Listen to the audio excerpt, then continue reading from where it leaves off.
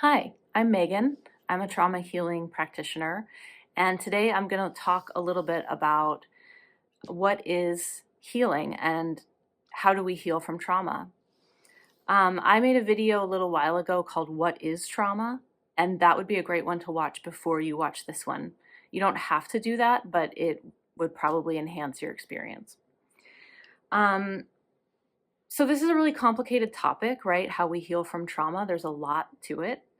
I'm going to offer a simplified version today, and just know that the way that I'm talking about it is really like just a way that works for me. It makes sense to me, and hopefully it will be helpful for you, but that there's really a lot of ways to talk about this stuff. All right, so we're going to jump in here, and I will say that I've got some notes that I'll be referencing. So when you see me looking down, that's what I'm doing.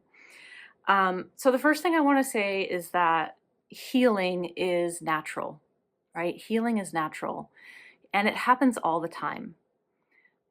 So healing is something that happens when we create the conditions that allow it or when the conditions are present that allow it. So what I mean by that, I'll use an example. Let's say I break my arm, right? I break the bones in my arm. I don't actually know how to heal bones.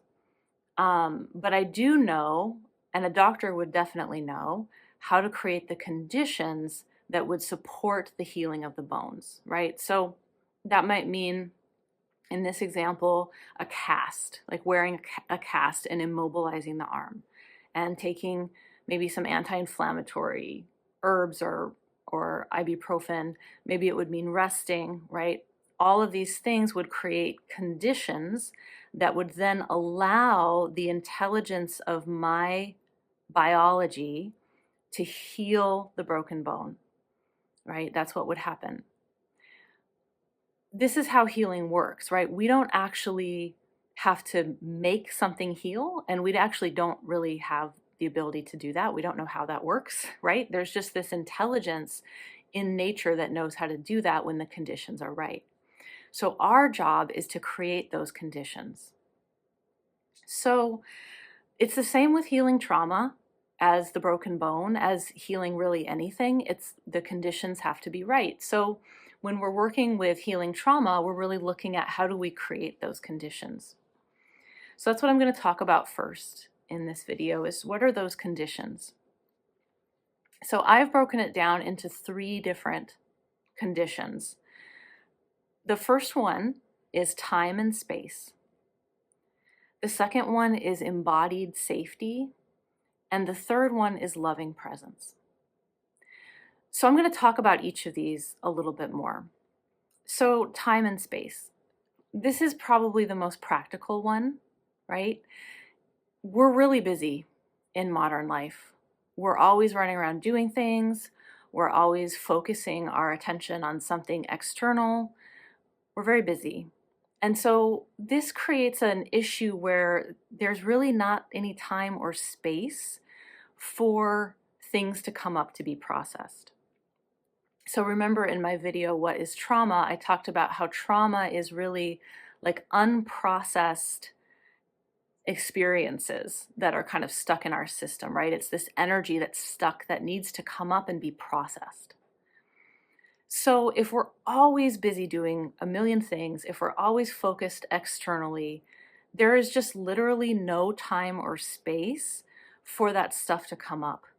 So that's the first thing is there has to be some time and some space. The second one, embodied safety, is maybe a little more complicated. So, this idea of embodied safety, I want to really like emphasize the embodied part, right? Because many times we know that we're safe intellectually, right? We know, like, oh, yeah, this person is a safe person or this place is a safe place. Yeah, sure, I'm safe right now. I know that, right? We may know it intellectually, but in the body, it can be a different story, especially when we've had trauma and we haven't, again, it hasn't been processed. So we've got this kind of unprocessed energy hanging out in our system. The body can actually really feel like it's not safe, even when we intellectually know it is. And there's a lot of reasons for that. One of the reasons that I want to just touch on is just this idea that, when we've had trauma, we haven't been able to heal from it or process it, it's stuck in our system. Our system reacts to that by always looking out for danger. And this is not something that we do consciously. This is like our biology, right? We had this traumatic experience, and then we start to really look for what could go wrong next, or what's going to go wrong next. So we really start orienting to danger. We start orienting to what could go wrong. We start really noticing like all the bad stuff, all the hard stuff, all the stuff that's not working, all the stuff that, in some way could be a threat. So we just get really focused on that, and we get really oriented to that, which then makes it really hard for the body to feel safe, right? Because we're always orienting to danger. So again, this can be like really unconscious. I just want to say that again. An example of this is, let's say someone has childhood trauma. They have developmental trauma. So they have a childhood where they did not get all their needs met. And now they're an adult, and they're living their adult lives, and their adult lives are actually pretty good. But they might not actually, this person in the example might not actually be able to like receive that goodness. They might not actually be able to really let it in, because they're still orienting to danger. So even though they're not in their traumatic situation anymore, they're not a child anymore, they're an adult and they have a good life, it doesn't feel that way, right? And this is what I'm talking about here. So that's number two, this idea that we want to have safety on an embodied level. And part of that is really learning to notice the good stuff, right? It's really learning to notice what's working. It's really learning to let in or orient to the positive things. And because this can be, like I said, often unconscious, it's really good to get some professional help with this, because there can be a lot of layers to it. It can be very complicated. But it's also something you can do a little bit on your own, right? Is just trying to kind of notice like what's working here. What is something good about this situation, right? Just noticing little positive things. And what this does over time, especially if we're getting professional help as well, is it allows us to start to really see life in a more balanced way, right? Because the truth is that there's a lot of bad stuff, of course, but there's also a lot of good stuff, right? So we often need to have kind of a recalibration in our system where we can learn to see it in a more balanced way. So this is a big part of embodied safety, right? That feeling of safety in the body, of knowing, not just intellectually, but in the body, that you are safe. So that's number two, embodied safety, right? Number three is loving presence. So loving presence is really just what it sounds like. It's loving presence. And this is ultimately a kind of presence that we want to be able to have with ourselves. So when I say loving presence, I'm talking about something that is kind, a presence that is kind, and that is unconditionally kind, right? So ideally, we would have this unconditional kind of kindness and loving regard for ourselves, towards ourselves. For many of us, we don't have this. And one of the reasons might be because of how we were raised. We tend to internalize the voices of our parents, right? They kind of teach us how to talk to ourselves when we're children. So if we had parents that were judging or shaming or blaming, parents that were aggressive, parents that were like passive aggressive or passively kind of critical, and there's lots of variations on this theme, but If we somehow had parents who talked to us in an unkind way or treated us in some kind of harsh way, then we often, as children, will start to learn that that's how we should treat ourselves and that's how we should talk to ourselves. And then as adults, that's what we do. So we have to learn a new way, right? We have to learn a new way of treating ourselves and talking to ourselves. The way that we learn this, and this is neurobiology, so this is how humans work, we learn by experiencing it from the outside.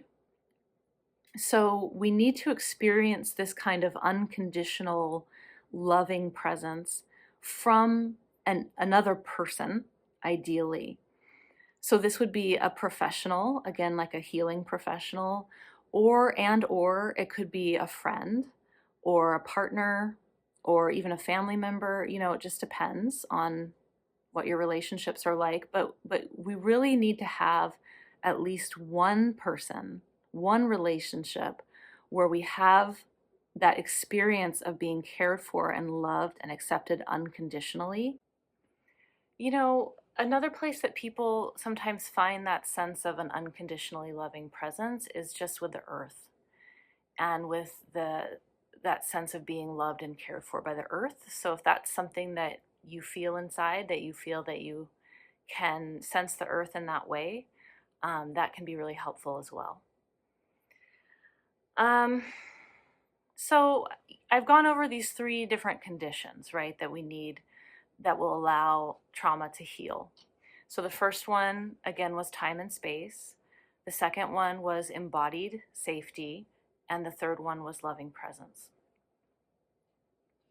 So with these conditions, something to keep in mind is that we don't have to create them perfectly and we don't have to create them 100%. So you might be able to create a little bit of these conditions in your life, and whatever amount you can create will allow something to heal, right? And there's this really cool thing that can happen actually where we create the conditions to whatever extent we can, and then there's some healing that takes place. And that healing that takes place allows for more of the conditions to be created, which actually allows for more of the healing to take place. And that actually allows for more of the conditions to be created, which actually allows for more of the healing to take place. You get where I'm going, right? So this is actually sometimes referred to as a healing vortex, right? It's just this positive feedback loop where healing allows for more conditions that allow for more healing, that allows for more conditions, and we get more and more healing. So just getting started in creating these conditions is a really great thing because it starts to create that positive feedback loop. And we definitely want that positive feedback loop. So I want to just say a couple things about the healing part, right? So we talked about the conditions which allow for the healing. And when we're working with trauma in the way that I work with trauma, which is based in neurobiology, there's other things it's based into, but I'll just go at this from a more neurobiological perspective for now. And when we're healing trauma in that way, what's happening when we're healing is that there's actually energy that's discharging from the system, right? It's like there's energy that is being metabolized. It's kind of like a digestion. And so while that's happening, in those moments when the healing is really happening, you might actually experience the feeling of that energy moving. And there's a lot of ways that that can show up for people. Sometimes it's like you get really hot or you get really cold. You'll burp or yawn, or there'll be some shaking. There's a lot of different ways, and crying, laughing. I could go on, but I won't make a huge list. But you get the picture, right? That there can actually be a way that you're physiologically experiencing that energy as it's moving out of your body, as it's being metabolized. It's very much like digestion, right? When we eat a meal, we take some of that and we make something that's needed for the body, right? The nutrients support the body and help us to grow and have stability, right? And so there's the nutrition of the meal, and then there's the waste. And it's kind of the same with trauma, right? As we digest it, as it's being metabolized, there are things that we will take in that are kind of nutrition. And that's kind of like the things that we learn from the trauma, right? The ways that we um, find wisdom in suffering and wisdom in pain, because it is a source of wisdom and growth for us, right? So as the healing's happening, there's this digestion going on. There's this receiving of the nutrition of it. And then the waste, the toxicity of it is actually leaving the body, right? And that's where we get like the shaking and the crying and that kind of stuff. It sounds really dramatic when I say shaking and crying and all of that, but it's actually often not that dramatic. I mean, it can be, but it's a real range of how intense it is. And a good trauma healing practitioner will really help you keep it on the side of what's comfortable for you, or within the range of what's comfortable for you. This is not about big catharsis. This is not about, big energy moving. We really like that in our culture. I think that's cool. But actually, what happens if we have too much energy moving and metabolizing at once, it overwhelms the nervous system, and then the nervous system goes back into fight or flight or freeze because it's overwhelmed. And so that is like, it's like we kind of might feel like we're healing, but because it feels like something really big happened, but in actuality, the system, your system, the person's system might have been too overwhelmed to actually really digest and process the energy. So it may have just gotten stuck again, basically. So it's really actually important to work with somebody who can help you really find like a really comfortable and manageable pace for this. So that's a little piece about the healing part. And the healing part is the natural part, right? It's the part that we don't need to control. It just happens. The conditions are what we can control, right? And that's what we want to create.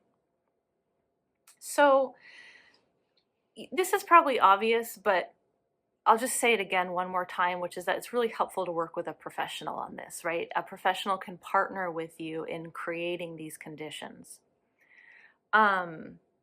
There's also things you can do on your own. And ideally, I think you would be working with a professional and doing what you can do on your own. And that would create probably the best outcome. So I'm going to talk about a few things that you can do on your own to help create the conditions. So the first thing is just to create time and space when and where you can, that it's not where you're not externally focused on something. So a really great way to do this is just to go out into nature and don't bring your phone or don't look at your phone. Just be with nature, and be with yourself. You can go on a little walk or go sit outside somewhere, right? It doesn't have to be a long period of time.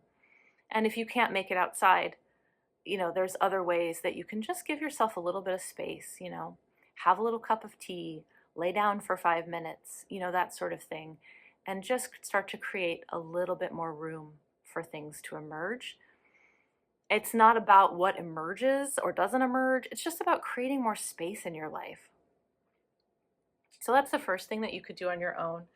And then another thing you can do is just as much as you can to start to do things that feel really comforting to your body, or do things for your body that feel really comforting to your body. So if you have the finances to get massages, like that's great. It just helps your body feel safe and relaxed and warm. In general, warmth is really good for healing trauma. I won't go into why right now, but it is. And so warm baths, if you like those, if you're a bath person, they have those little flax pillows that you heat up and you can put on your body if you have a place that's sore or tight, offering some warmth to that place.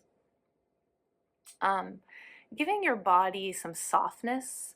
So, soft blankets, soft pillows, things that your body can relax into and take in some of that lovely softness is really just like a kindness to the body, right? That's what we're talking about here. And along those lines, if you have to go to the bathroom, stop what you're doing and go to the bathroom. If your feet are cold, stop what you're doing and put something warm on your feet, right? These little things that are just a kindness to your body, treating your body with a little more sweetness is so supportive to this work. The third thing that you can do on your own is get body work. And I mentioned this a minute ago when I mentioned massage, but this is kind of a bigger category in and of itself where if you have the means, if you know practitioners that are helpful or you know modalities that are helpful for you, body work can be a great adjunct to trauma healing work. I really love actually a kind of body work called cranial sacral. I think it's a really fabulous complement to trauma healing work. Um, Not everybody loves cranial sacral. It's very subtle, and so a lot of people say that they can't feel anything while it's happening. And because it is so subtle, it you do have to really kind of like tune into it to be able to feel what's happening. Um, and sometimes people, when they get it, they just fall asleep, which is actually great. If you fall asleep while you're getting it, that's good. But anyway, craniosacral is fabulous. So that's something that I recommend. But if there's other kinds of body work that you know that you like to get or that you're curious about, like rolfing or myofascial release, those kinds of things can be really supportive. Also, just getting things like Reiki and acupuncture, those can be helpful as well. So this category of body work isn't really enough to heal trauma in and of itself, in my experience, but it is very helpful and supportive as an adjunct. So if you can do that, it's great. And then the last thing you can do on your own is to have a regular embodiment practice. This is very important, actually. Maybe it's the most important one on this list here. And what I mean by regular embodiment practice is really just taking time to feel and notice your body and to be with your body. When we have trauma, we often disembody to some degree. We leave our bodies. And so when we're healing, it's really important that we just start to kind of orient back to the body and start to make that journey back home to the body. And so a practice regularly of just feeling the body is so helpful for healing. This is not the same thing as feeling your body and trying to get your body to do something. Like oftentimes we feel our bodies and we like try to get our bodies to relax, or we try to get our muscles to contract, or we have like an agenda for the body. This is not that. This is just feeling the body. So you can do this through different like embodiment or somatic meditations where you're just feeling your body. These are available on the internet. I'm going to make some. That's definitely one of my plans. So you can check back on my YouTube channel to see when those are up. But practices of just feeling the body through meditation can be really helpful. But again, it's not trying to make your body do something. You're not trying to breathe deep, nothing like that. It's just simple body awareness. You can also practice this when you do like a movement practice. If you have a Qigong practice, or you like to do yoga, or you like to do dancing, or that kind of thing, it's a time when you could practice really feeling your body. The point is not what you do, but how you do it. And the thing you want to do is just really feel your body and notice how it is. That's it. Just be with it. So practicing that regularly is really supportive to trauma healing work. I really recommend it. So that concludes, for the most part, my talk about healing. I hope it's been helpful for you. I do want to leave you with just a couple really short things. Couple ideas that are, I think, really important to remember here at the end. The first one is just that healing takes time, right? Healing, as we've been saying this whole time, is natural. It's something that nature knows how to do. Nature has its own pace, and that pace is slow compared to the speed at which we live these days. And, we tend to kind of want quick fixes, we tend to move really fast. And so then it can be frustrating when it feels like our healing isn't going at that same speed. But the speed of nature is very wise, and the speed of your healing is just right, even though sometimes it feels too slow, which I get that. But the secret here, or the thing to practice here, is patience and perseverance, right? To stick with it. And if you stick with it over time, you'll see that there are big changes happening for you. But it does take time and the ability to kind of see yourself through a process. So that's one thing. And then the last little thing I want to mention is that healing is also, it takes its time, and it's also not linear, right? So there'll be times where on your healing journey, you're just feeling amazing. You're feeling so much better. You're feeling expansive. You're like, oh my God, I'm healing so much. And then there'll be times where you feel like nothing's happening, like maybe you're going backwards, like you just feel like, what the hell, I'm not healing at all. And that's part of the journey. But just because you feel that way doesn't mean that you're not actually healing, right? There's a non-linear process happening here. And so there's going to be times where it feels like it's not going anywhere, or it's going backwards. And that's actually just part of this kind of non-linear process. So again, so important to stay with it and to trust the process. All right, that's all. Thanks for sticking with me. More later. Bye.